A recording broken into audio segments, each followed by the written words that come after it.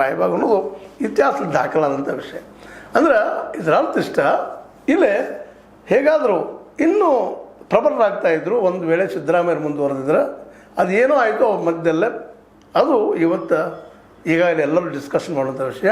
ಈಗ D K she ಬಂದಿದ್ದಾರೆ, ಈಗ ನಮಗೆ ಅನುಕೂಲ ಆಗ್ಬೋದು ಅನ್ನೋದು ಜಾರಕಿಹೊಳಿ ಸಹೋದರ ವಿರೋಧಿಗಳು ಎಲ್ಲರೂ ವಿಚಾರ. ಹೀಗಾಗಿ ಅವ್ರಿಗೆ ಮೊದಲು ಬಯಸುತ್ತಿರೋದು ಏನಪ್ಪ ಅಂತಂದ್ರೆ ಲಕ್ಷ್ಮೀ ಹೆಬ್ಬಾಳ್ಕರ್ ಬಾಯಿಯವ್ರಿಗೆ ಕೊಡ್ತಿರೋ ಇಲ್ಲೋ ಗೊತ್ತಿಲ್ಲ ಸಚಿವಗಿರಿ, ಆದ್ರೆ ಲಕ್ಷ್ಮಣ್ ಸವದಿಯವರಿಗೆ ಕೊಡಲೇಬೇಕಾದಂಥದ್ದು ಬೇಕು ಅನ್ನುವಂಥ ಹಠವನ್ನು ಸಹಿತ ಅಲ್ಲಲ್ಲಿ ಮಾಡ್ತಾ ಇದ್ದಾರೆ ಅನ್ನುವಂಥದ್ದು ಕೇಳಿ ಬರ್ತಾ ಇದೆ. ಇದರಿಂದಾಗಿ ಸಹ ಲಕ್ಷ್ಮಣ ಸವದಿಯವರಿಗೆ ಒಂದು 100ನೇ ಬಲ ಬಂದಿರಬಹುದು, ಇಲ್ಲಂತಲ್ಲ. ಆದರೆ ಡಿ ಕೆ ಶಿ ಅವರು ಮೊದಲನೇ ಒಂದು ಇದರಲ್ಲಿ ತೊಗೊಳ್ಬೋದಾಗಿತ್ತಲ್ಲ ಅನ್ನೋ ಒಂದು ಮಾತುಗಳಿಗೆ ಈಗ ಒಂದು ಸಮಾಧಾನಕರವಾಗಿ ಅವರ ಲಕ್ಷ್ಮಣ ಸವದಿಯವರು ಹೇಳಿದ್ದಾರೆ 20ದವರೆಗೆ ತೊಗೊಳ್ತಾರೆ ಅಂತೇಳಿ.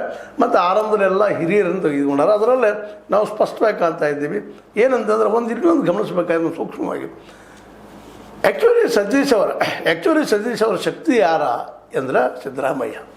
ಹಿಂದುಳಿದ ಅಥವಾ ಅಹಿಂದ ಮೂಮೆಂಟ್ದಿಂದಾಗೆ ವಿಶೇಷವಾದ ಲಾಭ ಸಿದ್ದರಾಮಯ್ಯರ ಜೊತೆಗೆ ಸತೀಶ್ ಅವ್ರಿಗೂ ಆಗಿದ್ದೇನು ಸುಳ್ಳಿನಲ್ಲ. ಹೀಗಾಗಿ ಆ ಶಕ್ತಿ ಮುರಿಬೇಕಾಗಿತ್ತು ಅಲ್ಲಿ ಡಿ ಕೆ ಶಿ ಅವರಿಗೆ. ಎಲ್ಲಿವರೆಗೆ ಸಿದ್ದರಾಮಯ್ಯರು ಇವರು ಬದಿಯಿಂದ ಸರಿದಿಲ್ವೋ ಅಲ್ಲಿವರೆಗೆ ನನಗೆ ಹೇಳಿಕೆ ಇಲ್ಲ ಅನ್ನೋದು ಸ್ಪಷ್ಟ ಆಗಿತ್ತು. ಈಗ ಆ ಒಂದು ವಿಷಯದಲ್ಲಿ ಯಶಸ್ವಿಯಾಗಿದ್ದಾರೆ. ಹೇಗೋ ಏನೋ ಅವ್ರ ಕಾಲು ಬಿದ್ದು ಮತ್ತೇನೋ ಮಾಡಿ ಒತ್ತಡ ತಂದು ಹೈಕಮಾಂಡ್ ಒತ್ತಡ ತಂದು ಏನೆಲ್ಲ ಮಾಡಿ ಈ ಕಳೆದ ಒಂದು ವರ್ಷ ನೋಡ್ತಾ ಇದ್ವಿ ನಾವು ಯಾವ ರೀತಿಯಾಗಿ ನಮ್ಮ ಡಿ ಕೆ ಶಿ ಅವರು ಪ್ರಯತ್ನ ಮಾಡಿದಾರ, ಹಾರ್ಡ್ ವರ್ಕ್ ಮಾಡಿದ್ದಾರೆ ಸಿದ್ದರಾಮಯ್ಯನ ಸರಿಸ್ಬೇಕಂತೇಳಿ. ಅದಕ್ಕೆ 2 ಕಾರಣ. ಒಂದು ತಾವು ಮುಖ್ಯಮಂತ್ರಿ ಆಗುವಂಥದ್ದು, ಎರಡನೇದು ತಮ್ಮ ಮುಖ್ಯಮಂತ್ರಿ ಸ್ಥಾನಕ್ಕೆ ಒಬ್ಬ ಪ್ರತಿಸ್ಪರ್ಧಿಯನ್ನು ಸಿದ್ದರಾಮಯ್ಯನವ್ರು ಬಿಟ್ಟು ಹೋಗಬಾರ್ದು.